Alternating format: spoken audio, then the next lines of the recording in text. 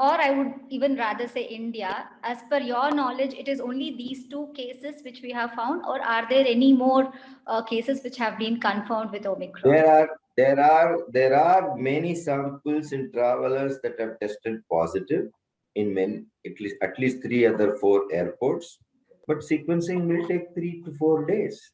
So by the weekend we'll have, if at all we will know there are more Omicron cases, or there are other variants like Delta and so we can and remember, there is nothing called, you cannot seal a country off. That's exactly, yeah. You can never seal a country off. The purpose of screening is to catch them early so that your burden on contact tracing is less and you can delay community spread. That's all is the purpose of whatever we are doing. You can seal every border. Delta was detected first in February, March by India. Correct. Today, every country in the United Nations has reported Delta. You can seal your borders, you can do whatever you want. You cannot prevent viruses from entering. What you can do is you can minimize its spread. Correct. So understanding that this person who is infected with Omicron here in Karnataka, the one who is in Bangalore, the doctor, he had no travel history. His tracking has showed that he has attended a medical conference and he could have come in contact with somebody. So all these things are there. But understanding all this, do you think it is already in the community, or is that a possibility that it could already be there? Many people ask me this question since yesterday. I can only tell you that it is very reminiscent of the first wave, the Jubilant Technologies cluster in Nanjangud. There was an index patient through whom many people got infected. That index patient was a Mysorean. He had never stepped out. That virus sequence we had shown through genetic sequencing was a sequence that was circulating in the Middle East. Yeah. This person had never gone in his life to Middle East. He had never met anybody in the last 15 days. But 1 month prior, there were a lot of traffic before lockdown into that factory. So obviously, between those visitors and this gentleman, there was a missing link. Here also, there is a missing link. This is truth. This is what will happen. 100 variants will come. You will have situations like this. But look at the flip side of it. If this missing link had entered India and Bangalore and Karnataka sometime early November or October, we should have seen hundreds of clusters, isn't it?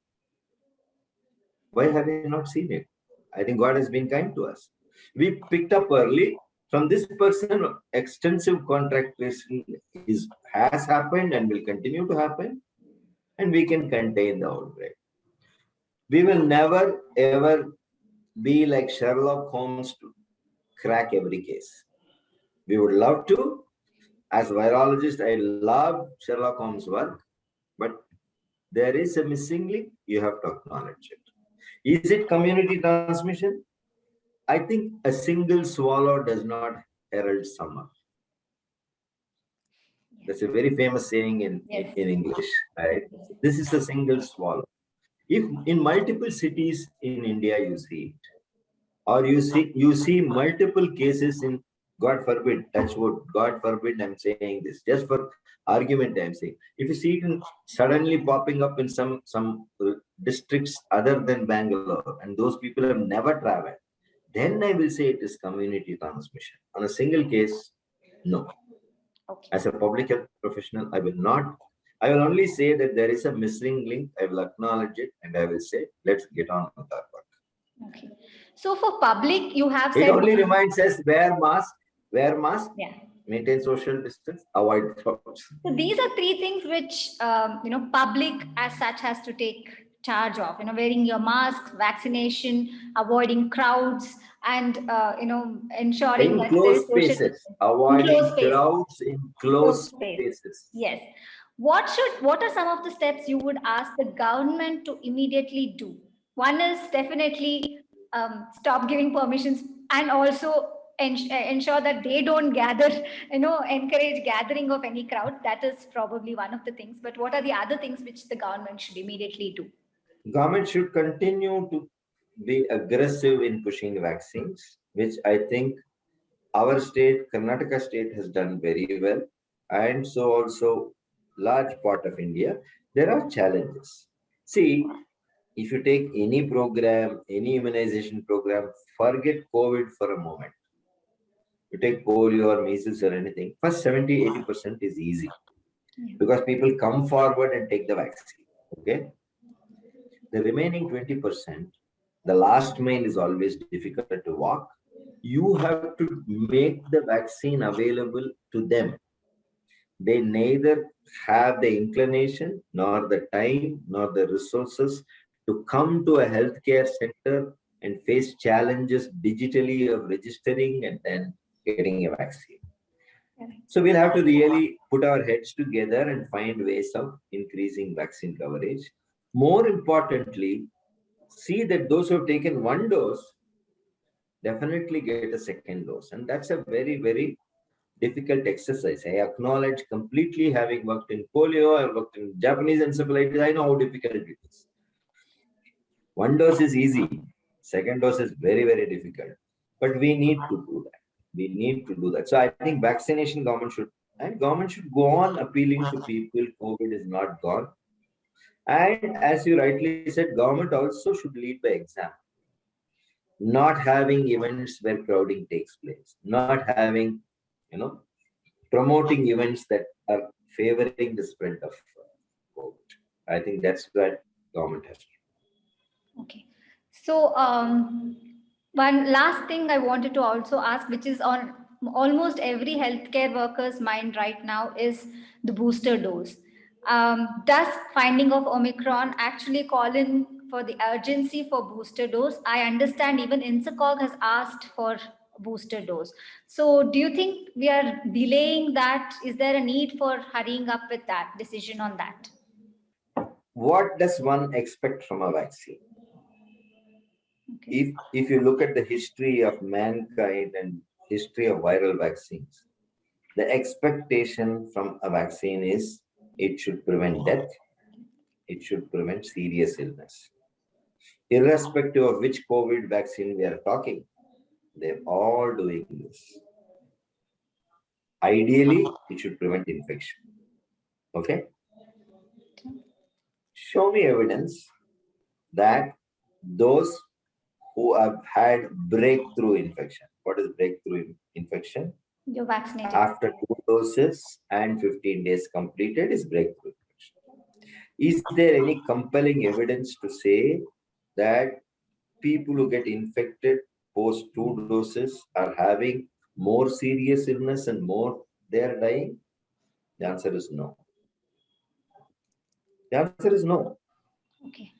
Everybody would like to get a dose every month. That is the way human beings are. Show me compelling evidence for a booster. Who told you only antibodies are a marker of protection? Okay. Who told you that? There's something called cell-mediated immunity. Why are we forgetting that one of the fundamental duties of human defense system is memory? When you show the immune system this Bisleri bottle, it remembers for life. After giving immunization, you show another Bisleri bottle, it will attack this very fast. Right? I understand healthcare workers are important, elderly are important, immunocompromised are important, everybody should get booster. But this is something that you have to weigh in situations. Let us wait for a few days. I'm told the Government of India Expert Committee is still looking at it. And I'm sure they will come up with a considered opinion on this. Let us not just ape what the West does. They have the resources, they'll go on immunizing those people. If you ask me, I belong to the entirely opposite camp. I've taken 2 doses. I trust my immune system. I will wait for the last person to get infected before I take my 3rd dose. I mean, immunized before I take the 3rd dose. That is my personal stand. I'm not saying it's correct, but I have a reason for it. I trust my immune system. So I think this is something that this debate will continue. It should continue, whether we should take boosters or not boosters, not take boosters. Yes, health workers are the frontline workers. I don't deny it. I am myself a healthcare worker. So I think let's wait. Let's look at whether giving a booster is a solution to Omicron. Do we have that evidence? I'm afraid no. Why do you want to rush into a booster? Oh, Omicron can give me a booster. Oh, there is Siberia is having minus 40 degrees centigrade. There's a blizzard and the very cold conditions. Give me 2 winter coats in Bangalore. Yeah. This is the way human beings react, right? It's blazing hot in the African deserts. So I'm going to switch on my air conditioner in my car, in my this, in Bangalore. Because why? There is a heat wave in Africa. Let us wait. We all know for 1 year immunity loss. None of us in this country have finished 1 year after our first dose. I am one of, probably if you rank the number of people in this country taking vaccines, I would be in the first maybe 1,000, because I was the 3rd person in Karnataka to take vaccine. Yeah. Okay, on the first day. I'm not in a hurry to take a booster. Okay. I'm elderly, I'm immunocompromised, I fulfill all the bits. This is what I want to convey. I don't know whether you can say you are boasting that. I'm telling you science. Give me hardcore scientific evidence that boosters help against Omicron. I will support you. Till then, I will be a scientist. Over. So thank you very much. I think that was a wonderful, way of explaining what exactly it is. Also on how we should not really panic, but take steps to contain the spread now. Is there anything else which you think you should wrap it up with? Is there anything else which you want to say, sir? This is not the end of the world. Yeah. This is just the beginning of a long journey of a road with many road humps. You cannot have a smooth ride always in life. We invited this virus from its niches. We should learn to live with it and manage it. And I think it's entirely in our hands. It's not in nature's hands, right? We are giving opportunities. So let's minimize these opportunities, and we know how to protect. And one of the best methods of protection is vaccination, and let's get as many people vaccinated as possible. Thank you very much for having me on your show. Thank you very much, Dr. Ravi. That was wonderful talking to you. That is all we have for now. Thank you for watching.